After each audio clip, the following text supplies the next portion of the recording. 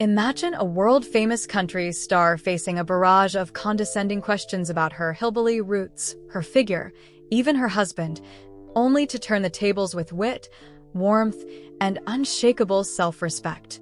That's exactly what happened when Dolly Parton walked into a living room-style interview and walked out having schooled her patronizing host in the art of grace under fire. In just a few minutes on camera, she transformed every sneer into a moment of genuine insight, proving that no amount of belittling can dim the shine of true confidence and class.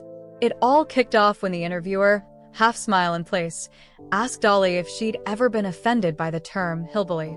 He joked that if roles were reversed, he might have thrown a punch or two, and he wondered if she, as a genuine Appalachian product, counted herself among the Little Abner crowd.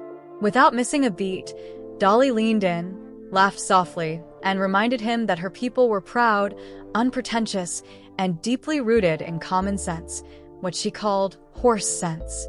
Education might have been scarce where she grew up, she said, but intelligence and self-respect never were. The host's attempt at patronizing humor quickly dissolved into genuine admiration as Dolly defined her heritage on her own terms. Next, the interviewer zeroed in on Dolly's iconic look. "Did you look like this as a kid?"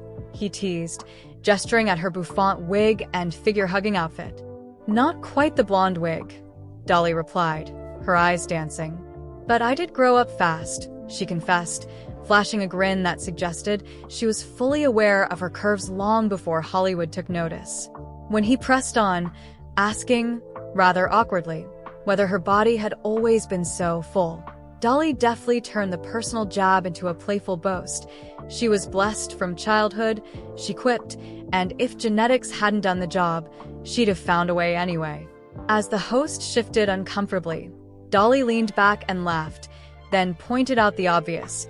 Her over-the-top costumes and makeup were a deliberate choice, not a cry for attention. "Show business is a money-making joke," she declared, arms open in good humor.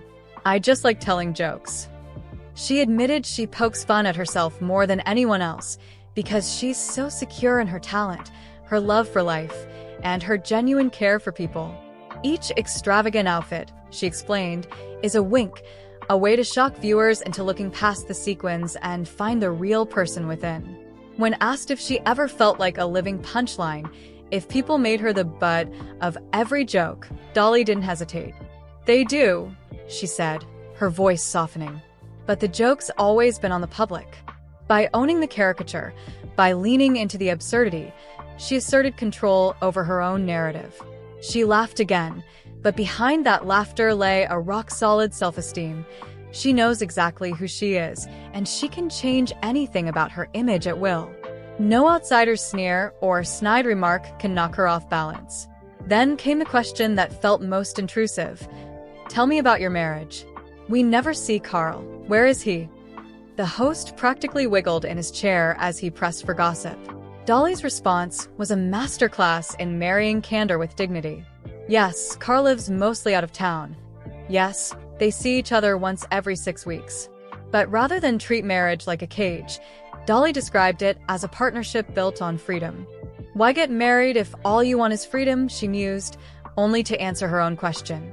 "Because he gives me everything I need, including the freedom to live my life." She painted a picture of mutual respect, a strong foundation, deep roots, shared plans for the future, and enough space to pursue individual dreams. She spoke of their happiness not in flashy terms, but in the quiet bonds of a couple who trust one another completely. Her sincerity cut through the host's insinuations, revealing a woman whose heart is as full as her stage wardrobe, and whose priorities extend far beyond tabloid gossip. Across the internet, fans erupted in praise. One viewer clipped Dolly's line about piddling around with makeup and clothes because she was secure with herself and called it a mic drop moment. Another highlighted her words on intelligence and common sense, calling them words of gold. Social media threads marveled at her refusal to stoop to fashion trends, applauding her quip that she would never stoop so low as to be fashionable. Commenters lauded her for exposing the hollow nature of show business hype while demonstrating that real power lies in authenticity. Every part of this interview showcased Dolly's uncanny ability to seize control of a conversation, transforming every attempt at belittling into a celebration of her character. When the host tried to frame her as a caricature, she reminded us of the very real person behind the sequence. When he probed her privacy, she revealed the depth of her personal convictions. And when he treated her marriage like a mystery, she answered with a lesson in respect, freedom, and mutual trust. By the end of the taping, the interviewer sat in stunned silence, a look of admiration slowly replacing his earlier smirk. He had set out to poke fun at a beloved star, but Dolly Parton had turned the tables so thoroughly that the only story worth telling was the one about her grace, wit, and unshakable self-belief. This isn't just another celebrity moment.